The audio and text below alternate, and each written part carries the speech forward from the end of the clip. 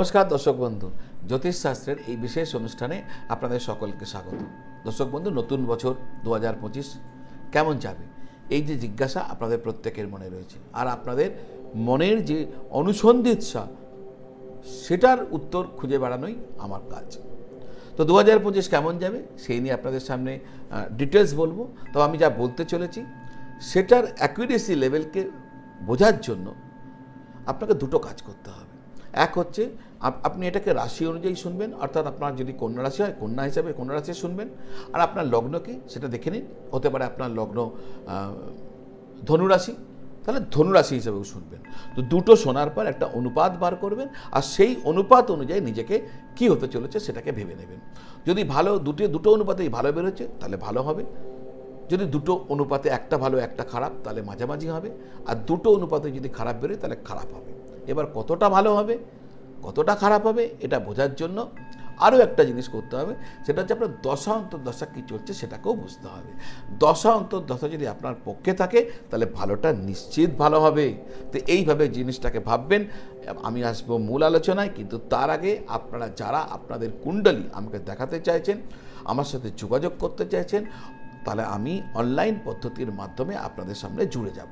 নিচে যে স্ক্রিনে নাম্বার দেওয়া আছে 9830564500, এই নাম্বারে ফোন করে বা হোয়াটসঅ্যাপ করে আপনি আপনার আগ্রহ প্রকাশ করলে আমার অফিস থেকে আপনাকে জানিয়ে দেবে কিভাবে আপনি আমার সাথে কন্ট্যাক্ট করতে পারবেন। যারা সরাসরি এসে দেখা করতে চাইছেন তারাও ওই একই নাম্বারে ফোন করে বা হোয়াটসঅ্যাপ করে জেনে নিতে পারেন। এবার আসা যাক মূল আলোচনা, কন্যা রাশির মানুষদের 2025 কেমন যেতে চলেছে। স্বাস্থ্যভাব 2025 সাল শুরুতে কিছুটা দুর্বল হতে পারে, তবে পরবর্তী সময় অনুকূল থাকবে এমন সম্ভাবনা দেখা যাচ্ছে। বছরের শুরু থেকে মে মাস পর্যন্ত আপনার প্রথম ঘরে রাহু ও কেতুর অবস্থান করবে, যা স্বাস্থ্যের দিক থেকে ভালো স্থিতি নয়। তবে মে মাসের পর তাদের প্রভাব শেষ হয়ে যাবে এবং তখন স্বাস্থ্যভাবে যদি কোনো সমস্যা আগে থেকে এসে গিয়ে থাকে তাহলে তারও সমাধান হওয়া শুরু হয়ে যাবে। একটা কথা বিশেষভাবে মনে রাখবেন, মার্চ মাসের পর ষষ্ঠপতি শনি তার দৃষ্টি এসে পড়বে আপনার রাশির ওপর, যেটা কিন্তু অনুকূল পরিস্থিতি নাও তৈরি করতে পারে। সুতরাং সবসময় মনে রাখতে হবে স্বাস্থ্যক্ষেত্রে আপনি অ্যালার্ট মোডে থাকবেন। সামান্য কিছু প্রবলেম দেখলে সঙ্গে সঙ্গে মেডিকেল অ্যাটেনশন নিয়ে নেবেন। কোমর বা পিঠের নিচের অংশে কোনো ধরনের সমস্যা থাকলে এতটুকু রিস্ক নেবেন না। সঠিক চিকিৎসা করা আপনার পক্ষে বুদ্ধিমানের কাজ হবে 2025 সালে। আসা যাক পড়াশোনা। যারা পড়াশোনা করছেন 2025 সাল তাদের জন্য যথেষ্ট ভালো থাকবে। বড় ধরনের কোনো সমস্যা আসার কোনো সম্ভাবনা আমি দেখতে পাচ্ছি না। মে মাসের মাঝামাঝি সময় পর্যন্ত উচ্চশিক্ষার কারক বৃহস্পতির নবম দৃষ্টি আপনার পঞ্চমভাবে থাকবে, ফলে লেখাপড়ার ক্ষেত্রে আপনি যথেষ্ট সুফল এবং সাফল্য পাবেন এই সময়কালে। মে মাসের মাঝামাঝি সময়ের পর বৃহস্পতি আপনার দশম ভাব অর্থাৎ কর্মক্ষেত্রে আসবে, তখন যে সমস্ত ছাত্রছাত্রীরা বৃত্তিমূলক বা পেশাগত বিষয় নিয়ে পড়াশোনা করছেন তারা কিন্তু যথেষ্ট ভালো ফলাফল করবেন। যারা উচ্চশিক্ষা অর্জনের জন্য প্রয়াসরত রয়েছেন তারা কিন্তু যথেষ্ট সাফল্য পাবেন 2025 সালে। কেরিয়ার কুণ্ডলী ষষ্ঠ ভাব থেকে চাকরির বিষয়টিকে দেখা হয়। চাকরির কারক গ্রহ শনিদেব ষষ্ঠপতি হয়ে ষষ্ঠ ঘরেই থাকবেন মার্চ মাস পর্যন্ত। এই পরিস্থিতি আপনাকে আপনার চাকরির ক্ষেত্রে সুফল এনে দেবে। যারা চাকরি পাননি তারাও কিন্তু চাকরি পেয়ে যেতে পারেন। মে মাসের পর রাহুর ষষ্ঠভাবে যে গোচর হবে সেটি আপনাকে কাজের ক্ষেত্রে কিছু বাধা নিয়ে এসে দিতে পারে, তাই আপনার সতর্ক থাকা উচিত হবে। যারা চাকরি পরিবর্তন করার চেষ্টা করছেন 2025 সাল লাভদায়ক হতে চলেছে আপনাদের জন্য, চেষ্টা করতে পারেন। যারা ব্যবসা করছেন মার্চ মাসের পরে তাদের ব্যবসাতে কিছুটা মন্দা দেখা দিতে পারে, কারণ শনি আপনার ব্যবসার ঘর অর্থাৎ সপ্তম ঘরে গোচর করবেন। মে মাসের মাঝামাঝির পরে বৃহস্পতি আপনার দশম ঘরে আসবে। সাধারণত দশম ঘরে বৃহস্পতির গোচর শুভ বলে মনে করা হয় না। এই কারণে আপনাকে ব্যবসার ক্ষেত্রে সতর্ক থাকতে হবে, সচেতন থাকতে হবে, আর বিনিয়োগের ক্ষেত্রে ভেবেচিন্তে এগোতে হবে। তবে একটি ভালো গ্রহ পরিস্থিতিও থাকবে আপনার জন্য। রাহু সপ্তমভাবে যে প্রভাব এতদিন চলছিল মে মাসের পর আর তা থাকবে না। এই সমস্ত গ্রহ পরিস্থিতির কারণে 2025 সালে আপনার ব্যবসা কিছুটা মন্দা হতে পারে, তবে আপনি যে অভিজ্ঞতা অর্জন করবেন সেটা আপনার কাজে লাগবে। আপনার অভিজ্ঞতাকে নিয়ে আপনার যারা যারা অ্যাডভাইসার আছে তাদের অ্যাডভাইসকে নিয়ে আপনি আপনার ব্যবসাকে পরিচালনা করতে থাকুন। নিশ্চয়ই দেখবেন 2025 আপনি হাসতে হাসতে পার করে দিয়েছেন। আর্থিক স্থিতি 2025 সালটি আর্থিক ক্ষেত্রে অনুকূল থাকতে চলেছে। আপনার কঠোর পরিশ্রম অনুযায়ী আপনি আর্থিক সাফল্য লাভ করতে থাকবেন। আপনার একাদশ ঘরে এবং দ্বিতীয় ঘরে কোনো নেতিবাচক গ্রহের দীর্ঘমেয়াদী প্রভাব থাকবে না।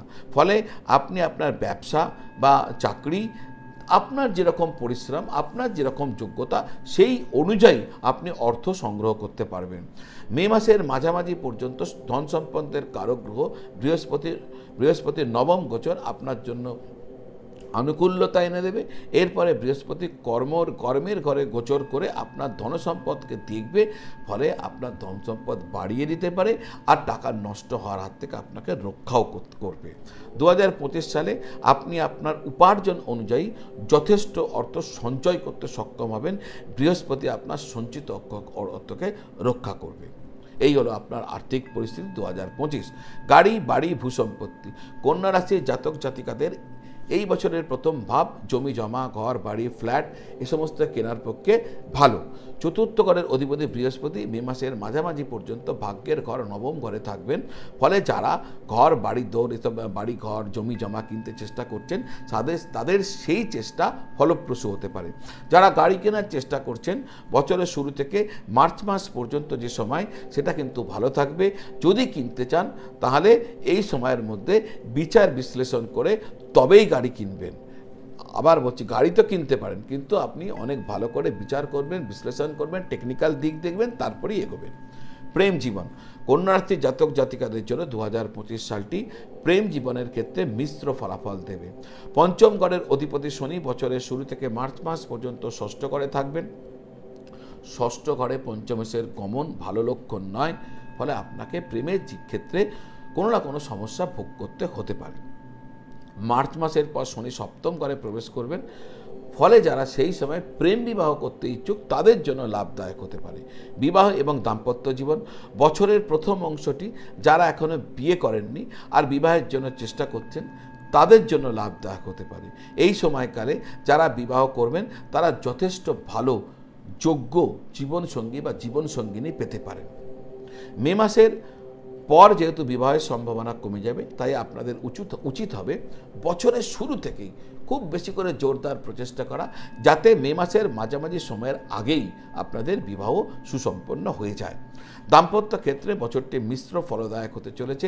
মে মাসের পর থেকে রাহুকেতুর প্রভাব সপ্তম ঘরে থাকার কারণে নানা রকম ভুল বোঝাবুঝি, নানা রকম বিবাদ, নানা রকম অসন্তোষ এগুলো দেখা দিতে পারে। সাবধান থাকুন, সচেতন থাকুন।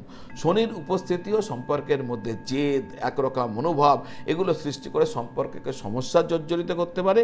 তাই সমস্যা যাতে না বাড়ে তার জন্য ব্যালেন্স করে চলুন, সঙ্গীর প্রতি অনুগত থাকুন, দেখবেন সমস্ত কিছু সব ঠিক হয়ে যাবে। তো আজ এই পর্যন্ত, আবার দেখা হবে।